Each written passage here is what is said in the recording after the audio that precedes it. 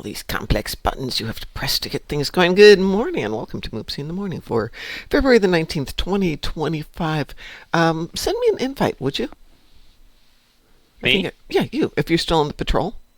Yeah, I am. I'm trying to find out what the hell am I missing. If you send me an invite, I can come join you and see if we can figure it out. Let me see. Where are you? I'm spoiler there today. you are. I see. And for those of you who aren't aware, Deca, actually, are you doing, you're doing the Out of Control? Out of Control, yep. I'm on my way. So Deca has graciously listened to us, which I think is a great sign. I mean, they didn't actually make it feel like, oh, we've heard your voices, peasants, and we have adjusted. No, actually it was... Oh, now I got a pop. Oh, okay. Oh, I see you over there. Yeah, I got a pop. They said thank you for their help. Observe. And now it's finished. Oh, sweet. I don't think now I I'll can get depart credit system. for it, but let's see what happens. Yeah, I don't... Oh, I do get to leave. I don't think I'll get credit for just popping in and doing that, though. But let's see what happens. You didn't have it done yet? No, I just came in and visited you for a moment. Let's see. No, that definitely did not count for me. No, it shouldn't. You haven't done anything. I didn't think it would. You unlocked it for me. Oh, good. That's weird. Things. So, yeah, no, it wasn't like Deca was so, oh, we have listened and we shall do what you... It was nothing like that. It was very... I think it seemed to be kind of respectful in both directions. Yeah, and I like the language that Councillor Suna is using. Yeah. In her communication, that she's very open and she's very grateful for feedback, and I really like that direction. For once, they've actually... No, my only issue is that they're not using STO official channel in the same way. I mean, I understand that the Councillor doesn't want to be on Twitter. Yeah, no, that's fine, but there needs to be a better way than doing Blue Sky, because I didn't know they were on Blue Sky till I looked at the message you'd gotten, and then I went in and followed her on Blue Sky, so they do need a little bit better way of doing that information. Some of the peeps, like Thomas Moroni and Borticus, are actually on Blue Sky, and they've forwarded her profiles, because I didn't know that was her until, like... Actually, they forwarded her hello, I think, and then I followed her, and... So here is the weird thing that popped up in my Reddit feed this morning. Reddit feed? I saw an ad for Star Trek Online on TV, and somebody else. I saw it on YouTube too. My husband was like, "Oh my God, babe, isn't that your game?" I saw it on MSNBC. It was short but got the point across. So there are... Sports Center was running it. There are commercials for Star Trek Online. Somebody's got a link for it. Let me see. Yep. Oh, it's the trailer. They're running the trailer. The unveiled launch trailer. For what? To promote the game. The launch trailer. Okay. Well, you know how they always do it. Okay. This is so cool. They're actually advertising it. For once. That's kind of the point. They are advertising it for once.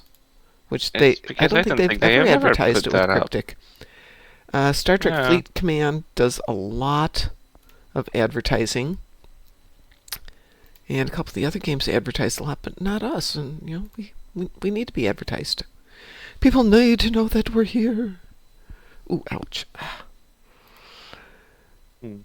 So on the funny side of things, article is today is my day off from the gym, so we've kind of changed my training to be on Monday, Tuesday, Thursday, Friday.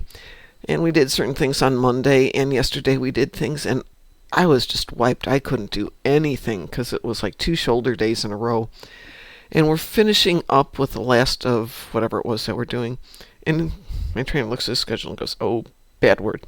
This was Thursday's training, not today's." Which explains why my right arm is going, "No, we're not moving today. We're just going to just freeze." Boy. Yeah, so 2 days of shoulder work, which means we're going to then have 2 days of leg work on Thursday, Friday. I just thought it was me being kind of wussy because last week was a low-calorie week, and boy, did we learn that's a bad idea. It's amazing. I boosted my calories by about 250 a day. And it's just like, oh, I'm not hungry all the time. My muscles don't hurt all the time. Ah. So, I'm a happy person now. Anyway, I have ground damage, and defeat captains on the ground, so we don't really care about that one today. But I do need to do some daily stuff because this went out at 2 a.m. and I did not get up to do anything at 2 this morning, mostly because my shoulder didn't work. Also because I was asleep. Also because the dogs were cuddled up in bed on both sides of me, under the blankets, and we were all doing we're good. We can just stay here, thanks. So would you like to do a patrol or something with me? And then we can tackle your endeavors? Yeah, you mean the patrol for the event, or? Yeah, patrol for the event. I'm up for it. Just to knock one out. I'm so sick of Royal Flush and Wolf 359. I've done those to death, thank you very much. Having the patrols is nice. How about we do unwanted guests? Does that work for you? Yeah. Okay. Yep. I am launching. I'm just doing them on normal. I see no reason to make my life complex. Right? But I did send Counselor Suna a thank you, as everybody else should. 1 for letting us know, and 2 for paying attention. Yeah. Launch. Warping it. By the way, they've actually addressed, not addressed because it was never an issue. They revamped the pulse phasers. Yeah. And Thomas actually made some adjustments because I think people were comparing them to how they look like on motion picture movies. Mm-hmm. And they seem to be a little bit too slow. Oh. Comparing to the original, so they sped them up and also make them a little bit thinner. Plus, I think beam overload was a bit too thick. I remember seeing it was like, whoa, that thing is fat. We were looking at pulse phaser cannons for my new build. No, those phaser beams. Yes. Cannons looked okay. Well, they always were done properly. I'm going to say that they're danged expensive. They're crazy expensive. They went up after they announced that they're revamping them. They used to be. They used to be good and still were expensive, but not to this degree. Yeah, they're crazy expensive right now. And they look great, but... I still don't get it why they've actually revamped, because the wrong aspect of them, really, originally, was that they were just tickle beams. Mm-hmm. They looked like very long beams that used to tickle the enemy, coming in and tickle, tickle, tickle. Kind of looked ridiculous. They didn't look anything like they used to on the film. So I was like, I saw those clips by Howard Day. Mm-hmm. I showed you the other day. Yeah. I knew them for months, and I was like, oh, I wish I could do that kind of setting in STO. Ta-da! We have them. By the way, last thing I need now is a Shangri-La ship, so I can actually recreate the scenes Howard is actually doing in this stuff. Cat in Box is saying, so I'm using ISO-mags with an increase in beam damage. Does that help out my phaser beams? If you've got ISO-mags for phasers, yes. Should absolutely help them. That's the thing. If you have beams and use ISO-mags for beams, that's great. But if you have them for like cannons or like specific other type of damage, then they will not boost it. That's the thing. Like if you have cannons on it and you have ISO-mags for cannons, beams, though, right? they're not going to boost. You have to have either cannons or the energy type damage that you're dealing with. So universally it's best to have like phaser damage. Mm-hmm. So you can have both cannons and beams. Otherwise if you have beams then don't put cannons onto it. But yeah, that's how you get them to boost up your levels. Your power levels, Yeah, it's not ISO-mags per se, it's ISO-mags that are specific to what you're doing. Yeah. Which gets expensive, and so unless you look out, re-engineering them is ridiculous. I can't. It eats through your dilithium and your salvage really fast. Salvage like crazy. And if you luck out and you get it the first time around, awesome. Yeah, but if you don't, you might actually get to reshuffle them for like good 5 minutes before they actually get done. Oh yeah. And yeah, that eats through a lot of your resources. What a lot of people are doing is crafting the ISO-mags and putting them in the exchange with whatever they've got and selling them cheap. Which is not bad, because somebody might need them, especially if you're going for a weirder type and you don't want the phasers and plasma or whatever. But you do want the whatever the other options are. yeah, overall isomags, if you can match them to your damage type or anything else specific that you're doing, go for it. Apparently, when they launched them, I had enough materials to actually craft quite a bunch of them. Mm-hmm. So I swapped over to them, and then I realized you can't use the advanced tactical consoles, the vulnerability locators, because you can only have one type of advanced console As you told at me a time. yesterday. Let's see, can I get rid of any of my stuff? Oh my goodness. Oh my goodness, Why don't someone's I got an have- overflow bag. Don't go there. Oh, you showed that I already am there. Why do you have lockboxes there? You can replicate them. Where do I have lockboxes? Yeah, you do have them at the very bottom, the second row That's from the bottom. because I normally just stockpile those. Why? Because they're magical if you earn them in an event as opposed to just buying them at the store. They're different, you know. Are they though? No, they're not. They are so not different. They are exactly the same. I was gonna say.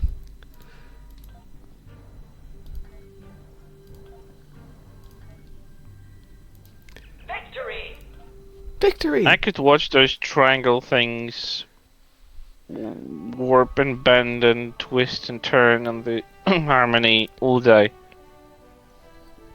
They look really like some hypnotizing thing. So weird. Oh, right here by the nice kit lady. Cat and Box says, I'm using Isomag's beams and the phaser relays for tactical consoles right now. Yeah, that sounds about good. I'm Okay. sorry, Setfires, I'm not vested in Swedish. My Swedish is dicey at best. Mine is non-existent. I have maybe 2 phrases I can do in Swedish. And one of them isn't polite. Oh no. Hey, you don't grow up with a Swedish family without learning how to swear. That's true. Well, How can you have spend a family then. holiday in Sweden this year? How? Yes. Skiing? I don't know. How can you spend a holiday in Sweden this year? Knowing Satalia, there's a punchline to this. Oh, why not try a holiday in Sweden this year? I would love to. Please call Anders and tell him I'm coming over since he hasn't come over to visit me this year.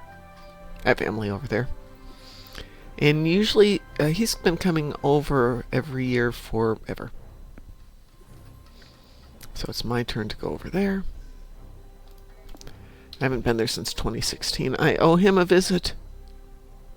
Anders, my dear, I'm coming to visit you. Oh, I guess I better go over to those guys then.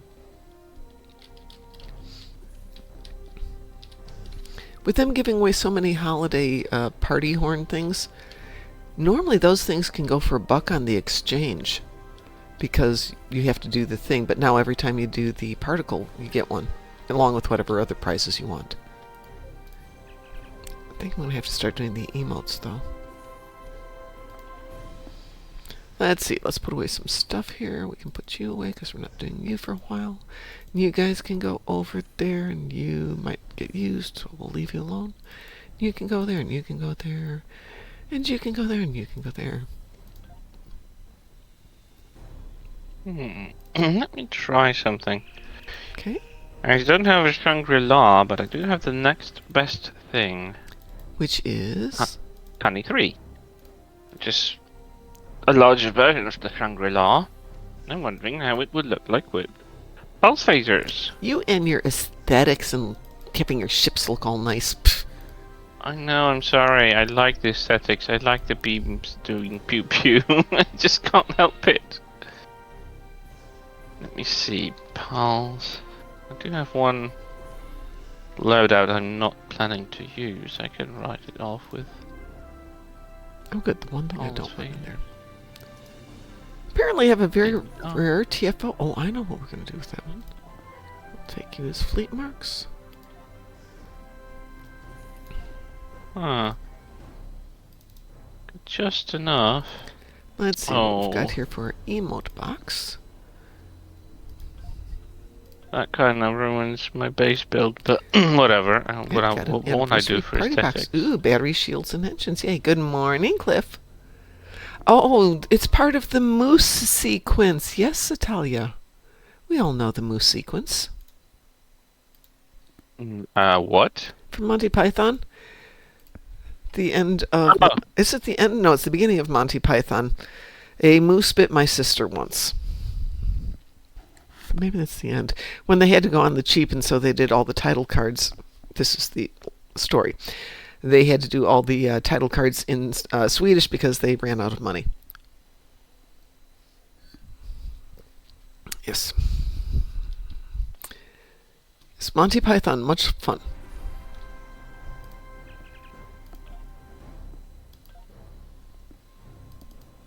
Yep. Well, I guess I'm going to have to do stuff. I'm going to have to get rid of some of my toys. Need to do stuff. Oh no! Whatever Indeed. shall you do? Well, the stuff I'm going to have to do is at some point I'm going to have to clean out the inventory here. But I do when you can, or buy some more inventory That's slots. fair. Wow, I am. Plus, I encourage you to lie down and stop pestering me because I'm really just I can't be bothered today. As I tell my dogs, honey, mommy's killing things. We'll go out and play in a few minutes. Oh, that's the thing. He doesn't want to play. She's like He just wants your love. fussy. Yeah. Oh look, I'm re-rolling a TFO. Oh no. Sorry, not re-rolling, but like An not Endeavor? a TFO, but the Endeavor. Because it's like complete the Iconium TFOs number 3. No. Not right never now. gonna Thank you happen. very much. Not this century, not this millennium. No. So Monty I would- Python and the Holy Grail got done as a Broadway play called Spamalot. And they did a off-Broadway preview run in Chicago. So for a mere $400 a seat, you could see the cast attempting to do a touring version of Spamalot on the stage with things that did and did not work. But it was kind of interesting to see that. So in the final one, they had dropped a lot of the really bad songs. Thank Oh, Mom, goodness. can you add Cliff? Because he wanted in. Oh, yeah, hang on a second. Thank you. I was just cleaning my inventory. So people don't yell at me so much. Who would dare to yell at you? Wait, where's Taz? I saw him in the game this was he? morning. Well, he was saying Oh, a couple this of... morning meaning my 7 a.m. when I woke up to work. Well, he was saying he's been doing a weird sleep thing again, you know. Shocking. Yeah, I know. He was reading, I think he said, but I'm thinking he might have been listening to a book because he said, oh, you're the team leader. I can't invite you anyplace, Cliff. Chris is in charge of this party. I don't have him as friends, so I'll make you That's fine. team leader. Okay. Unless There I you go. don't think I have him as friend. I've got Power of Material Space times 6. Yeah, I can do that. I'm just on my way to Archer. Oh, Harvest Oh, the- Materials in Space, the easiest one is Japori, because it has 3 there. Unless you need the Archer stuff, too. Well, Archer has 3. I collect okay. the stuff, I warp out, I warp back in, And I do it collect again, the yeah. stuff, then Yeah, I do Pew. That's how I do yeah. Japori. I just do Japori because it's right there when you use Sphere of Influence. Let's I see. didn't know Good that. morning, Ezzy. Ezzy says, Taz was supposed to meet back up with me a couple hours ago and never got back on. And good morning, Phil. Uh-huh, he probably slipped into another sleeping Sleep, yep. pattern. Yep. Like I said, he said he was doing 6 on, 6 off, 6 on, 6 off. Why? Why is he ruining his sleep patterns? Well, it's not like he's got to do anything. Honest to God, if I didn't have this to do at 5 and 6 in the morning, I'd still be in bed for another couple hours. Well, you have to do this. Well, You want otherwise, to be here. I'm having some mental issues, so having a little bit of structure is not hurting me in the least. It's, okay, you have to get up, you have to feed the dogs, you have to let the dogs out, not necessarily in that order. You have to come up and do the show. Now you've got some stuff done and you can kind of chill, but like I said, having some issues. If that helps. It does for me, yeah. I don't just sink into, I'm just going to sit in bed all day. The problem for me is Redone? I went through, or decided that, I needed to go to a therapist, and the therapist was really good, but I found in my personality, I'm very accommodating. Oh, you need me to do that? No problem, here it is. And I would do exactly what they said to do. And then I realized I was going through therapy and being successful because I wanted to make them happy, not because I wanted to figure this stuff out. And so as soon as I'd stop going to therapy, I'd immediately go right back to where I was. So, very expensive way to make somebody else happy, but not to do a lot for myself. Not that the guy wasn't good, but I have some inherent issues. So I found that quite amusing. And good morning to you, Essie. So I'm very happy that we now have 2 patrols, which has made the morning stuff so much easier. I mean, what was that, 3 minutes and we knocked that one out? Oh my god, it's so refreshing. Yeah, it's just like zip, zip. Because for once you can shuffle them. So one day you feel like doing Royal Flush, one day you feel like doing all 359, and that's fine. But sometimes you're just like, oh, I can't be bothered. Just do 2 patrols and I'll just The only quit reason it for the I've been day. doing Omega's particle stabilization is to get all the emotes for all the accounts that don't have them done. So it's very handy. And especially on the big accounts that I've got a bunch of characters but need to go through all the emotes. And you can do it on anything right after they get out of the academy, so to speak. However, you might not have a decent ship or anything queued up, so it takes forever, but that's okay. It can run on one screen and I can keep playing with something on another screen. So I'm totally fine with that. Well, tell me what you want to do when you figure it out, Chris, or Cliff. If there's something you want to do, let me know. We will go for it.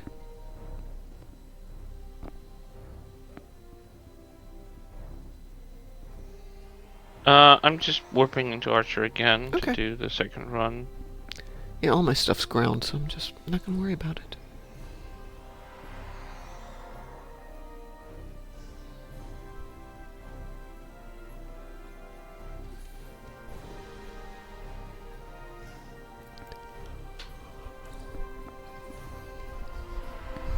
Cliff's checking his stuff. And we can do patrols and all that stuff too, Cliff, if you want. What happened? Cramp? Shoulder. I'm trying to stretch and my shoulder's going, no! No! We're No not going to stretchy do for that." you, Mom. Oh. We're gonna hurt you instead. Yeah. Mean shoulder. So I had a shoulder injury, actually injured both shoulders over the years of doing martial arts, and part of doing all this weightlifting has really been helping with both injuries, but every now and then they're like, no, we're going to remind you of the sins of your past. Oh my god. Sins of the past. Mm-hmm. As if you've done a terrible transgression by using your shoulder, right? Oh, Cliff needs to do Operation Riposte. That's fine. I'm happy to do it. I'm up for it. Yep, totally. Totally. I like that TFO. I always liked it. For once we get to see very beautifully recreated Jason Isaacs, who looks amazingly well. I'm saying that from objective point of view. Like, other characters look nothing like him, but he's really been done in high quality. Sometimes they catch him just right. Yeah, like Tuvok, yeah, frontally okay, from the side, why his head is squished. Well, Beverly's good. Wesley's good. Beverly doesn't look like Beverly, Jesus. Does to why are you me. saying she's good? I think they did a good job with her. I looked at him like, who the hell is this? Oh, okay. Who are you, lady? I don't know. I mean, that's probably because the actress doesn't really look like herself anymore. I don't know. I saw her last summer. Yeah, I saw her last summer. Well, you saw her personally. I Yeah. mean, on the show, on Oh, the current season, okay. she doesn't look like Beverly. I mean, I get it that she's not wearing a wig, and that's probably her hair. Yeah. Which is a difference because she used to wear a wig, so that red, beautiful hair that she used to have was Mhm. totally fake. Yep. Which kind of killed my world, killed my imaginings of her. See, I thought they did Dr. Bashir, or however you spell that. Yeah, I think Bashir's a good one. Oh, Bashir looks amazingly Yeah. well. Hmm. They aged him in a way that he looks okay. Actually, Yeah, Garrett too. I think Garrett looks great. Garrett looks great as well. Yeah.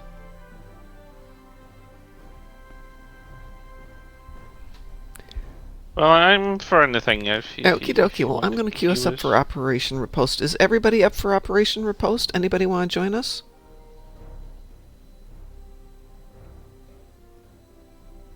I'll give it a minute here for any responses. No, otherwise I'll queue us up.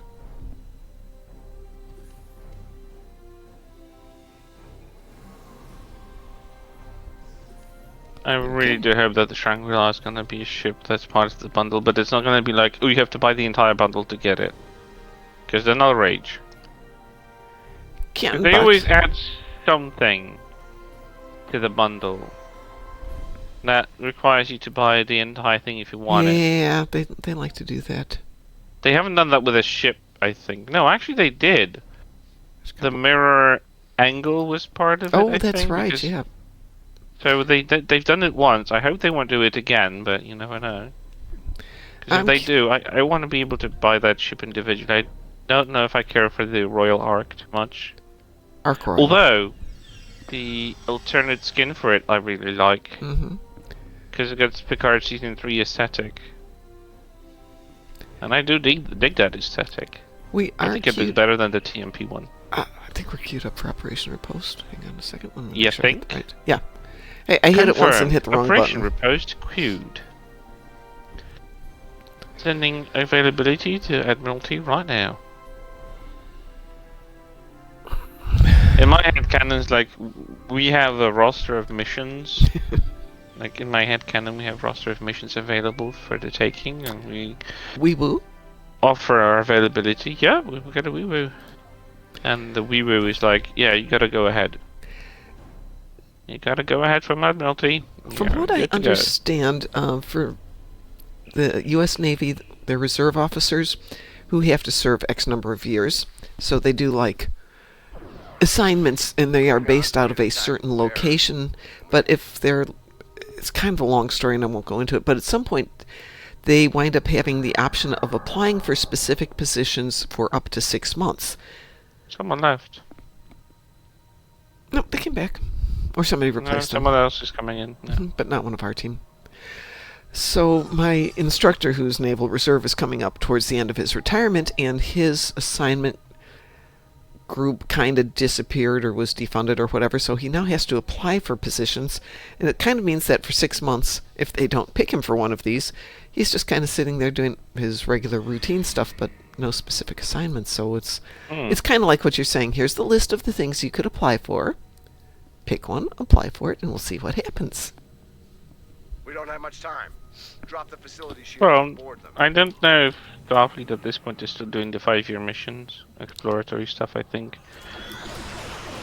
Well, I think it's just ongoing, because you can get back to Earth relatively easily. I think one of the premises with the original TNG is getting back to Earth took a while. So they sent you out there In and... GTOS, yeah. Yeah.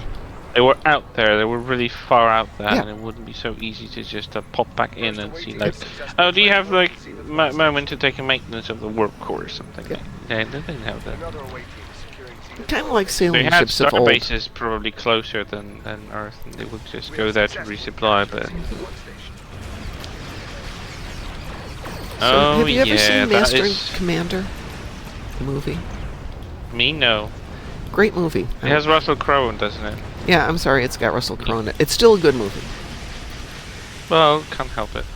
Sometimes they do good movie despite the actors attached to it. But the thing is, Like because... Mission Impossible 2 is a good movie even though it has Tom Cruise in it. So part of the premise therein is they are out and, they can't go back to base when things go wrong easily. So they lose one of the masts, and they have the shipwrights and the millers and everything with them in the crew, so that they can go to a place, cut down a tree, and mill it back to being a mast. And then you don't think about that, but that's such a cool concept. Everything you need has to come with you. Think about that for you. Yeah, well, that's how they used to function. And Right, also, that's how my I think head of it for canon my for Trek. Star Trek is that way, that they have the industrial replicators in the hangar bay area, So whenever they need to fix something, the engineers are replicating stuff that isn't necessary. But you still have to have the people to do it, so that's where you get into the fun stuff. Which is kind of where Voyager worked. They lost some Yeah, of the I people really they like needed that. to do stuff. When they needed to resupply something because they were running low on energy, like because like the main warp reactor was using dilithium, but also their power supply was also dependent on other stuff. I really like that concept. That's probably one of the reasons why Voyager was, it still is probably my favorite TNG era shows. Because, well, for once they tackle alien races that we haven't encountered before, and it wasn't very familiar. Although it still managed to squeeze Klingon-centered episodes. Damn it. Well, you language, but Excuse me. But if you've got B'Elanna, you're going to have some Klingon-based ones. The problem is... Well, she didn't want any Klingon stuff on her. Why it didn't they force her to still do that? makes it kind of a necessary thing. Unfortunately, there was too much Chakotay-centered stuff around a culture that somebody made up. Which is fine, just don't pretend that it's real. I can't. It always makes me laugh, Akuchimoya. And I'm like, I'm sorry, this is bringing me other words into my head. This is part of something he said in his prayer thing. That again was made up. Could be. The only good thing about him was, I think, the spirit guide, because I think some tribes had that kind of thing, but the concept of it was also completely bonkers. I'm down here playing missiles with Morgan. Okay. So I trust you guys to handle bases. Bases are not the thing, the Satellites. transports. Those We need things. to take out the transports, yeah.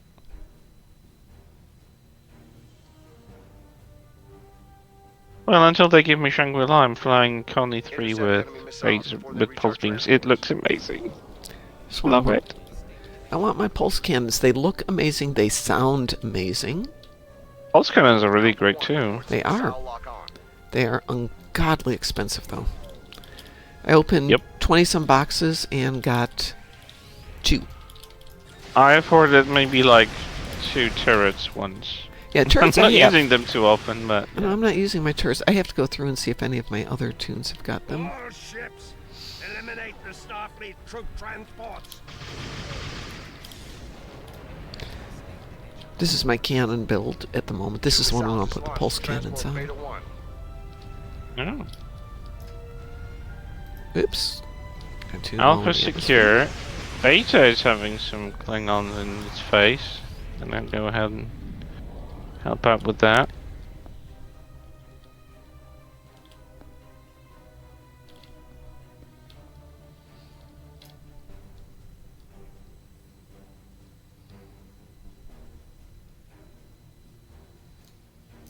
My god, someone is bringing a lot of not space Barbie, but space noise, space magic noise. Gamma 1 is being targeted by 2 more missiles.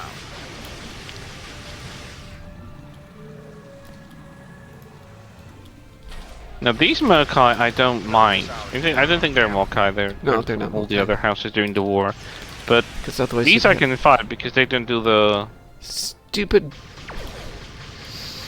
viral engine thingy. impulse I thing. hate Yeah. that. Oh, I hate that thing. And I've noticed that they're actually using level 4 ability, which is kind of unfair because we can't learn level 4. Well, they're special. They got a proper counter. Beta corridor is another inbound missile. Well, that's the Take it thing. down. The Queen of the Hive also uses the feedback pulse 4. I check the level of her ability when it clicks, and it's level 4, and I'm like, excuse me? We don't have that kind of power to stop that. I mean, unless of nullifying it.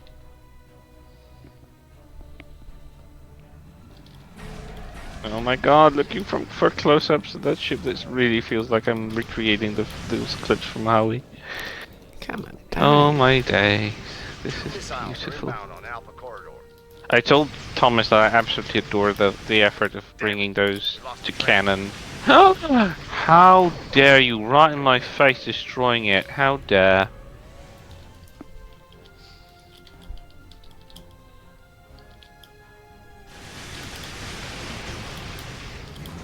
Damn it. We lost the transmitter. Another transport? Which one? Wasn't Oh, us. Alpha We're was shooting down our unprotected. missiles here. Well, I'm not blaming you, but the others, hello? The hell is everyone else doing? Oh, because there's everyone there down below with you. Okay. No, I'm there's only just two of here us with here. the flight. It's me and No? Morgan down here. And Morgan's going up to join you. Well, now when we've lost 2 transports already, like, Probably thanks. why. Third Oops. missile is just launched. I was alone with the flight deck, the Iconian flight deck carrier. Which is great. Oh, that's another candidate for the meta event for this year for me, because I have all 2 ships. I got the Vanf Dreadnought, and I've got the Raider, which I don't really use, but I got it just for the console and the ability to have it as a pet. There we go. Gonna And miss I'm one really of these considering missiles. getting the flight deck cruiser. Because it's got a good gateway too, the gateway console. And I remember the set was really good. We lost a transport. But crying out Sorry, loud, I'm 'cause missing it's- some missiles because Morgan went back up there, which is fine. I can't tell people what to do, but... Thank you. This Someone is not pick the those best off for me. team, and it's only Well, if you want the of better us. teams for TFOs like this, go on the first couple of days, second couple of days, or second day. Yeah, the last quality of the teams decreases. Day. Right. It's like, oh shoot, I exponentially. forgot to do this on my lowest level too. Nice. Or like they just haven't logged in for a week and they just, oh look, let's do this, and like the last day of the endeavor. Beggars One can be transport choosers. remaining. Let's see. It's this one and it's finishing. It's Okay. beta? Yeah, beta's finishing up. Transport succeeded. 5. Oops.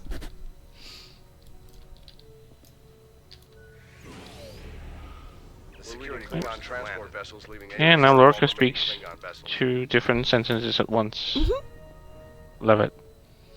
You could just time those messages differently. They have to start at the same time. I don't think they have to. I think that wasn't the plan. Well, that's how it's been executed in the Yeah. game.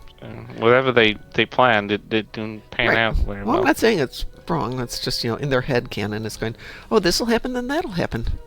And that's not what happens. Defend our transports Well, as not we realistically. Let's see.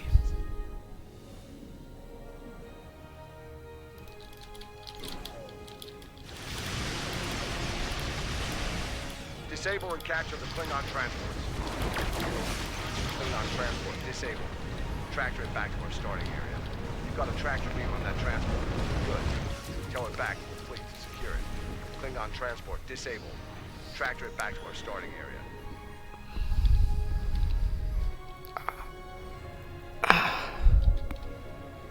Well, I hope they can pew. Because I'm taking a transport. I have my transport. This transport looks so weird. They don't look like ships at all. Nope. And I Kinda think like I've seen variations on a that. probe. Tractor it back to our starting area. The Klingon Yeah, I transport think I've is seen secured. that aesthetic Klingon in transport is Discovery secured. though. I don't remember in which context though. It's been a while since I've seen the first 2 seasons. There's a And only the transport first season sitting featured there. those weird Klingon designs. Klingon transport disabled. Tractor it back to our starting area. You've got a tractor beam on that transport. I did enjoy the fact that they've actually introduced the D7 that we know Destroy the transport. in Hey. Discovery Season 2. Somebody shot my transport. What is wrong with you people? Well, maybe they got too close to the They did, but warp core breach. Back to our starting area. I was trying to save it. Good. Tell it back to the fleet to secure it. I'm gonna make sure this one survives. So I was listening to an interesting review of Solo, a Star Wars story yesterday. Our starting area. You read a review, or there was Listen did to you it. see I'm, Oh, okay. I'm doing this. I'm playing the game, but I'm listening to other stuff. And it occurred to me the thing that seemed to be the focal point of the original story arc, and to some extent the second story arc, is the concept of character redemption in some Tractor level. it back to our starting area. Han proves himself not to be just a piratey, villainous scum guy, but, villain with a heart of gold. Luke, is becoming the man that he wants to be type thing. Leia's already pretty established as an awesome character, so doesn't have to go through that arc. Yeah, but how many characters really need to go through change, right? All characters need to fair go enough through that- change if they're going to be interesting, and that's the problem. By the time we get around to the third trilogy, we're not seeing a lot of character change. We're seeing Is there any things change happen. at all? Um, Ray doesn't know what. Ray doesn't change what- because she's already perfect. Yeah. Luke dies, Han dies, Leia dies. Ridiculous, all of them die. What's his name? What the hell? Kylo Ren? Is that the one? He dies. All the bad guys die. The Emperor dies. So, I think the second time. difference is we have character evolution and growth in the first arc for sure. Just stop shooting my transports! Gosh darn it. It's all the way over here. In the second arc, we see a somewhat of character change, but not necessarily redemption, but it is character change. You mean Anakin? Anakin, yeah. I think that's a nice. It's an interesting change because it's subverting expectations. You know, because like if you don't know the original trilogy and you watch it from chronological order, you think that he's gonna change into Great Jedi, and at some point he's really close to it, and then like, bam, the change isn't depicted well. But I'm blaming Lucas for writing terrible dialogue lines and. Yeah. I'm like, what have I done? 5 seconds later, I pledge myself to your teachings, and I'm like, what? Where did that came from? What the hell? It's like, do you have like schizophrenia or something? Like, chill out, Anakin. Are you okay? Do you need a That's just- psychiatrist? Do you need shock therapy, conversion therapy, anything? It's just like what? Yeah, you need to write that as a Can't. slightly longer thing of he can't deal with his failure If again. they threw a flashback of like Palpatine seeding those words of like he might be the only means of saving Padme, like the premonition that hits him when he sees her die again, and it's like, no, I can't let her die, and like something they could have squeezed something like this. They like could have made it a flashback. whole lot better. And, But like, it was still there was no character effort there. change. That's true. There is a character change. You know, it may not Changes to be Ice the Cold Murderer. best change out there, but it was character change. And then we get into the last trilogy. And No, there is a goes to a character change. change. There is no character change in the last trilogy. At least I can't think of one. No. Let's see. No, Luke's a the bitter old only man and dies a changes- bitter old man. Han Solo's a bitter old man and dies a bitter old man. Leia just dies.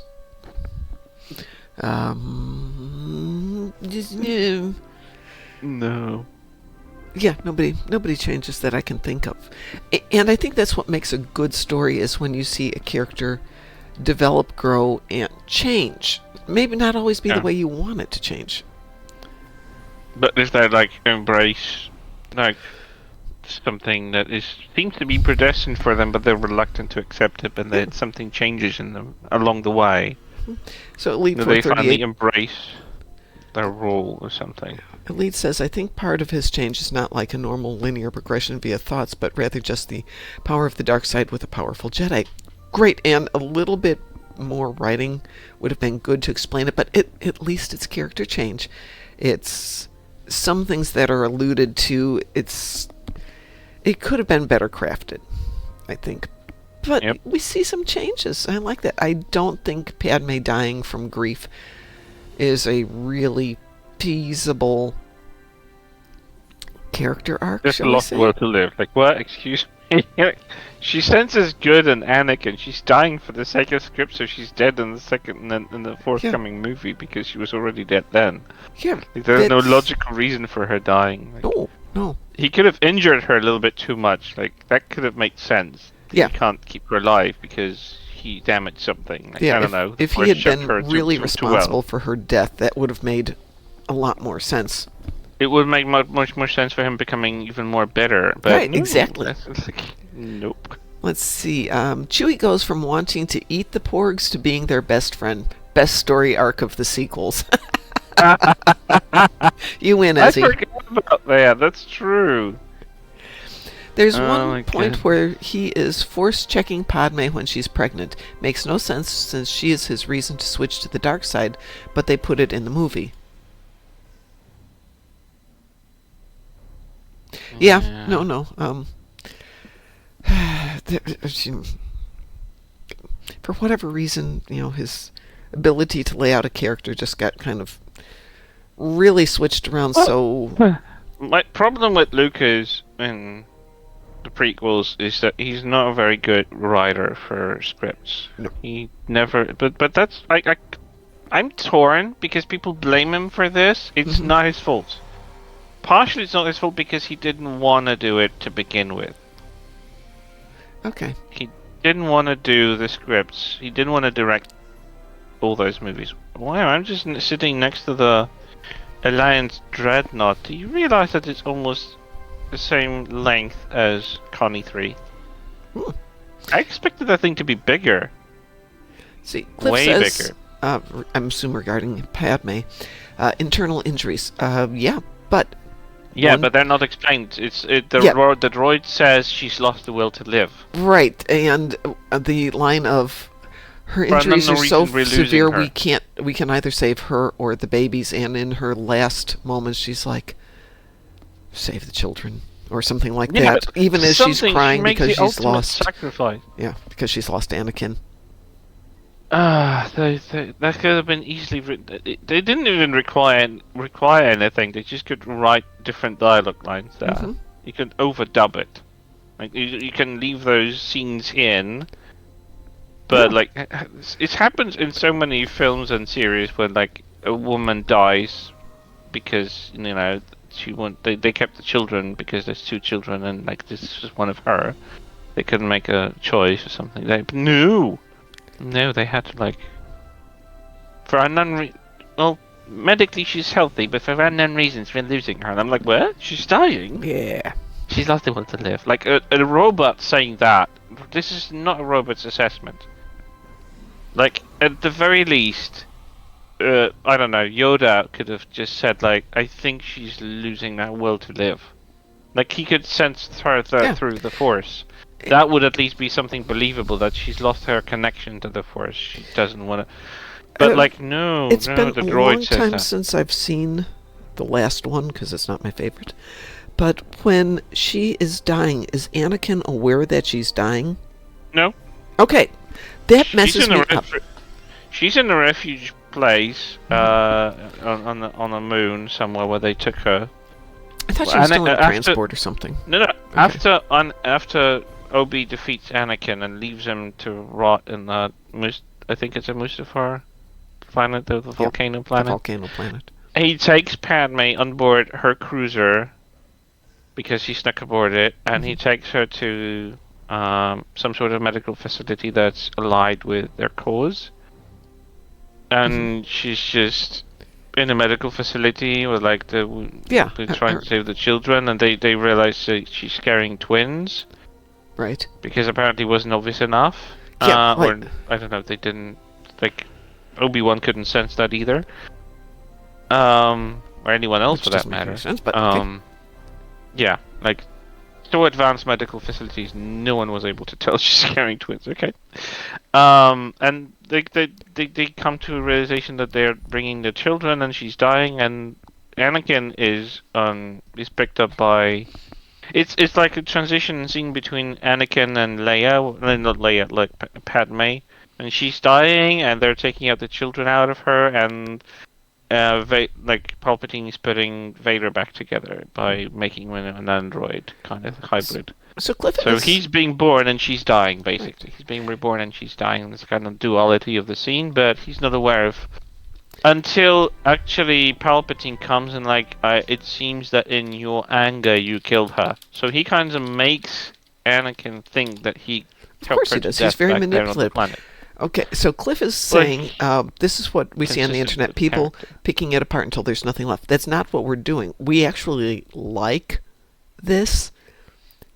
And No, I'm not hating. I think it's superior, still superior writing to the sequels. Nothing make sense in the sequels. Nothing that happens there can be justified by like, oh, sloppy writing. No, that's not sloppy writing. They just didn't think ahead. They I'm didn't gonna care. queue us up for ISE. No, sorry, ISA. Because Cliff wants to do a Borg Oh, TFO. it just popped. Okay. Wee woo. We were. Wee woo, Cliff. Make sure you click the wee woo button. People tear apart Shakespeare's plays, not because they don't like them, but because they want to get a better handle on what happened, or they want to understand it more. I saw a very good dissection, very modern approach to like, I mean, not modern, analytical, but not too philosophical. Because like Romeo and Juliet, there is a content creator called Pat Manji. He's an Australian content creator. He does TikTok videos, but he likes history. He's very passionate about the Roman history, the history of ancient Rome. He's very knowledgeable to a point that he actually can speak Latin to a point that it sounds more or less accurately to the actual period. Well, as I like Latin. to say, how do you know? Well, because it's been put against some archaeologists who know enough, and they said that it's very, very good, considering that we know. I used to know. I used to tease my son mercilessly about that because he's like, "You're not saying it right. How do you know?" Okay, you're not saying it the way my teacher taught me to say it. Okay, yeah, that's valid. Yeah, same. But like he does kind of historical sketches that are funny, but they're historically accurate. To a point. They're just a little bit exaggerated. But he did an analysis on like what he thinks, what's his take out on Romeo and Juliet. That it's incredible that it's been written in like 1500s, but it's still relevant today because it's not about love, it's about hate, generational hate. That the families don't even remember why they hate each other, but they do. And that stumbles the youngest generation. So here's where it gets really funny, and I'm going to come back to what Elite's saying in just a moment. Romeo and Juliet was originally written as a comedy.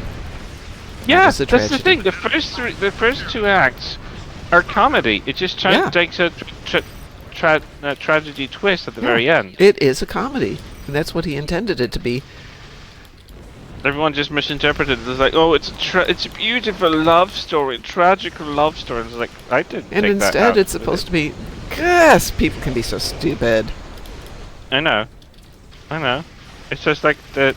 I love that about it, but I also hate that there's some sort of martyrology added to it. But there's a level of like, oh, let's make it tragic, because people will cry at the end. Like, I get that you can cry at the end because these kids are literally killing themselves out of the hatred of their families because they can't cope with being together and not being together.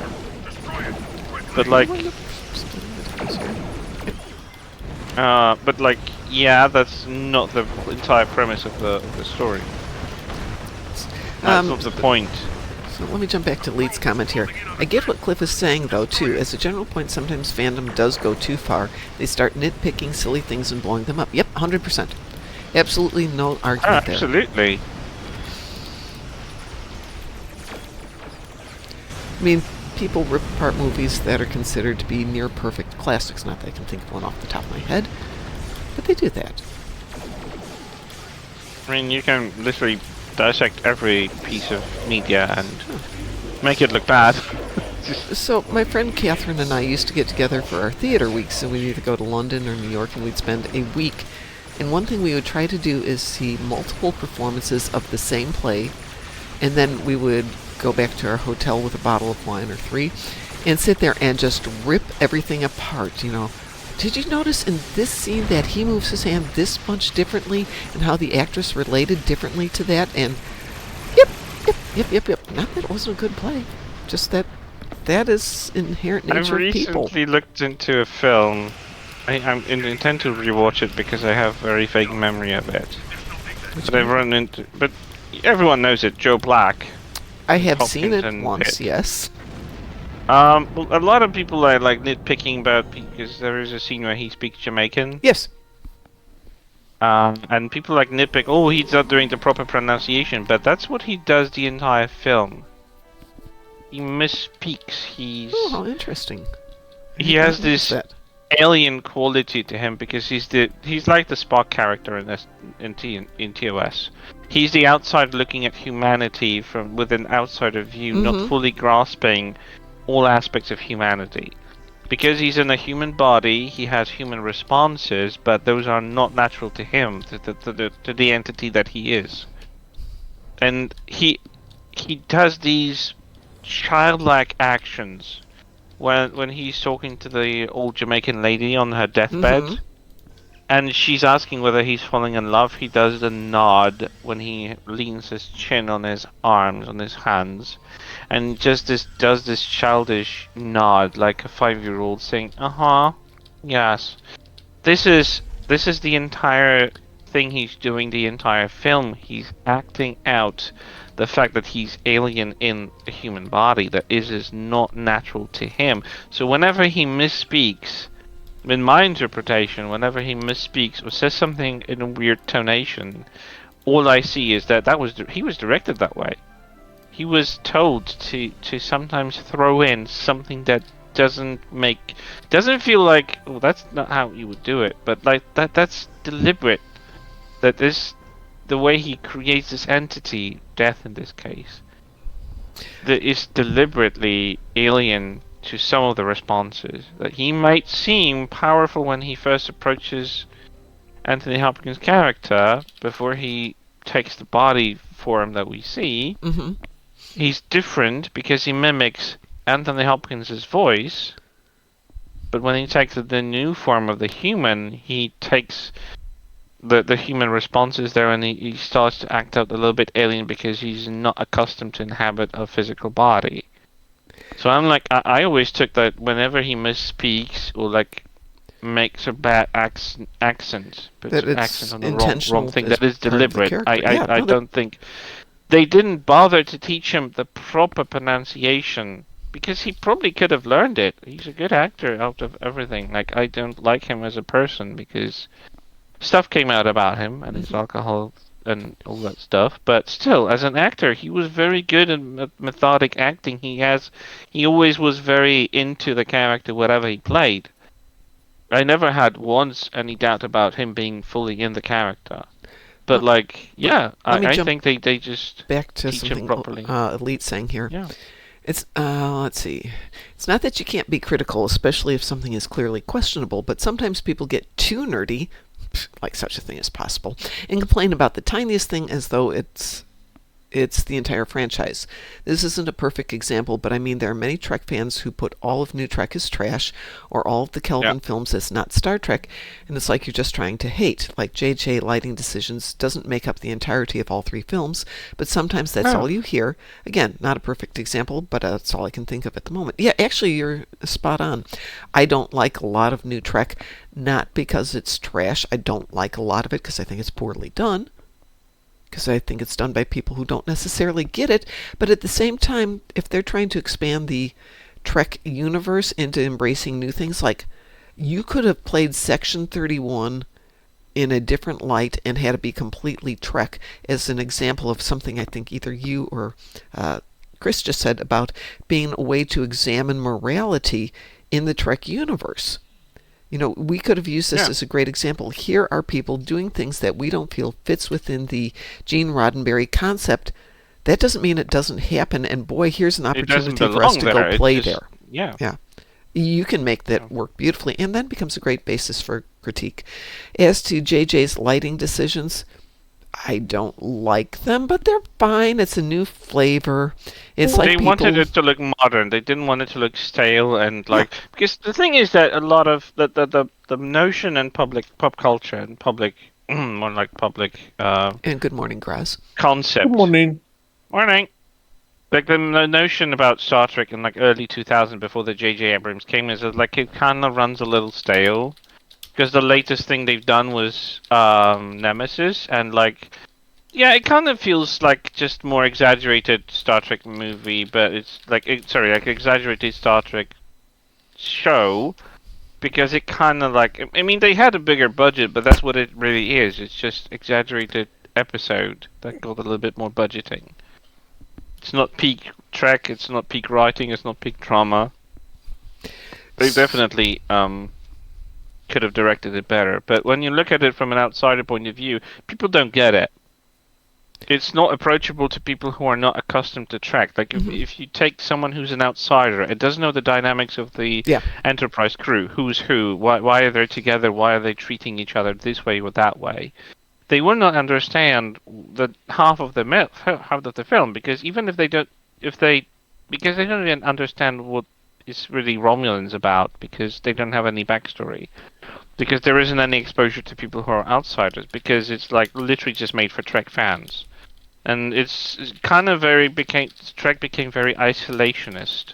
It wasn't approachable for people from outside who don't know it. Like if someone wanted to watch good science fiction, and they didn't know Trek, they wouldn't go for it, because it was just so self-involved and so evolving around its pre-established canons, and it has so many canons right now.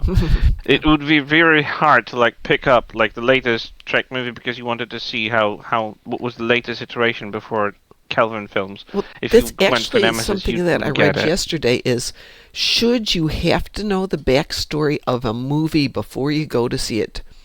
Yeah. In order to enjoy it. And if you have to know the backstory, TNG movies fail at that. TNG movies? Could you go in and watch a TNG movie without knowing the backstory? Nemesis definitely would have not worked. First Contact is a fantastic movie, but it's definitely better if you know the backstory. You need to know what happened with at least Best of Both Worlds, and you need to know. Yeah, I'm trying to think if there's any aspect. There's a lot of aspects that makes it just a flat-out good movie. Like, unfortunately, Star Trek IV, great movie, but it loses something if you don't know the backstory because of the relationships of the characters that are there. Wrath of Khan, people say it's a great movie, but if you have not watched TOS, you don't know the dynamics between Khan and Kirk. You don't understand why he's taking the revenge. Like, a lot of those films were based on some piece of storyline that was picked up at some point later. Like Generations, you don't really know why Data is acting the way he is with his emotion chip. It doesn't make much sense to people who don't know what Data is about, like what his aspiration is. Like even Picard season 1 and 2, they try not to rely on nostalgia, and Stewart didn't want it to let's make a crew in Starship and there's a Starfleet crew. Yeah, but it still revolves on relationship between Data and Picard. Yeah. And it still relies on everything that was set up in Nemesis. So and everything that was set up between I don't remember the scientist who was interested in Data and wanted to appropriate him as a toaster. All of that was seeded in TNG, and if you don't know TNG, you will not understand those dynamics. So it's Picard season 1, 2, even 3 is not approachable to people who are from outside. From newcomers, new joiners. That's why I think I like Discovery, because for me, my introduction to the franchise was Kelvin films. I never saw a Trek film before the Kelvin films came out. And I wasn't a fan of Star Trek because I was told it was kind of for nerds in their 50s, who grew up with TOS, but if you didn't watch it, you kind of don't get it. I got into all of that. I got into the old Trek after watching the Kelvin films, and I started to kind of resent the Kelvin films after I got into the older Trek, but that's because I got introduced to it by something more approachable to me, more palatable, I guess. Elite says, DS9 is a bit dark, but explores some beautiful ideas and is really well written. Duet, Far Beyond the Stars, etc. They really make you think. Far Beyond the Stars, I think, is definitely an overrated episode. It's, boy, I'm going to say this and hate it, trite. It's been done. It had been done better before. It was nice that they put it out there, but if you want a really good episode, In the Pale Moonlight is a heck of a lot better of an episode in terms of just approaching something that's so out of the Trek world and does a great job with it. Sacrifice of Angels. I think I know that now. I remember that one. Yeah, I think it's a good episode. Yeah. Sometimes Trek will take something that's obvious and play with it in an obvious manner. It's when they go for the subtleties it really does a lot better. In the Pale Moonlight is one. Is there one? In TNG, I want to say, what's the one? Inner Light is probably my favorite episode in there because they go in a completely different direction and just explore something they don't normally approach at all. I mean, they do in a little bit. For all the captains, they've given up having a family life to be a starship captain. That's not an original concept. That dates back to ship captains. Yeah. And that's where Thousands of years. Trek was inspired in the first place. So it's well in the concept. It's well vested. Let's be honest here. It was inspired because Gene Roddenberry wanted a paycheck, and he came up with a new idea, and it paid off, and he did a great job. But there's nothing wrong with being motivated by money. What hasn't been done yet? Who hasn't? Yeah, exactly. Who hasn't? Anyway, that said, I'm going to go deal with my shoulder. Graz, thanks for dropping into the Star Trek criticism channel here. Hey, I have my fair share of criticism of Star Trek. Yeah. I mean, I think we're all here because we love it. Yeah. And we all see things we would like to have seen done better, and we can still love it. I mean, I wish they'd done Janeway better, but it was a great introduction for me into Trek, because after watching the JJ films, I went with Voyager. Mm-hmm. And that was great because it was not very attached to everything else, so I could understand it better. That's why it's still like my favorite thing in Trek, because it was very approachable, because it didn't require me to know what Starfleet was all about. Because they literally lay it out to you, I guess, to a point. Well, also, I'll say this. One thing I liked about Voyager is it put the main story 70 halfway across the galaxy. Yeah, it's like you have the original series 80 years 100 years before. The Next Generation, DS9, and Voyager all take place roughly at the same time frame. Yeah, but Next Generation and DS9, they're kind of shoehorned a little bit by its previously established lore. Voyager, the only lore that they are constrained by is Borg are in that direction that they're at. They're in the Delta Quadrant. The Borg are from there. That's the only constraint. Yeah. Or at least the major one. Very true. Like DS9 still requires to know limited amount of Trek, but I think DS9 is still a bit more approachable, like compared to like TNG, for instance. Because if you watch first 2 seasons of TNG, it might actually repel you from watching the rest. You gotta actually watch it despite yourself for the first 2 seasons of TNG. Very Roddenberry, too much. Well, it's Roddenberry. Taz. Taz has come out of the Taz You cave. woke up. You're alive. I woke up. Congratulations. Thank you. Did you ruin your sleeping pattern again? Yeah. I can't say I'm surprised, but to see you awake. Yeah. That the mum was about to wrap up. Oh, missed it. Yeah. No worries, we'll be back tomorrow. I'm not going to be on tonight. No matter what'd you say, Taz? I'm not doing a show tonight. Yeah, I'll be sitting there eating my dinner, harvesting my omegas, and I'm going to get the ping going. Are we doing a show tonight? No, we're not doing a show tonight. Just well, putting you it can out always there now. mute him for 8 hours and like wake up and like see his messages later. I'm going to go see if I can get If somebody all to- else fails. I'm going to go work on my shoulders. Anyway, Yeah, worked on that. I screwed them up yesterday. So I'm getting out of here, everybody. Have a wonderful morning. Taz, Ezzy, since you were supposed to meet several hours ago, Ezzy, Taz, Ezzy. And we will talk, and maybe we can discuss some more about show critiques and things like that, because, that was a lot of fun. Really enjoyable being able to talk with intelligent people without everybody getting angry, because that gets civilized so conversation, rare. no Thank one you. jumping at each other's throats. Yeah. I like that. Great. I like that. Oh, I'll feel better. It's just, don't be stupid and do the same thing at the gym 2 days in a row. That'll teach me. Uh-oh. All right, everybody. So, as we like to say around here, stay Moopsome. Moopsy. Moopsy, Moopsy. Shun the non-believer. Shun.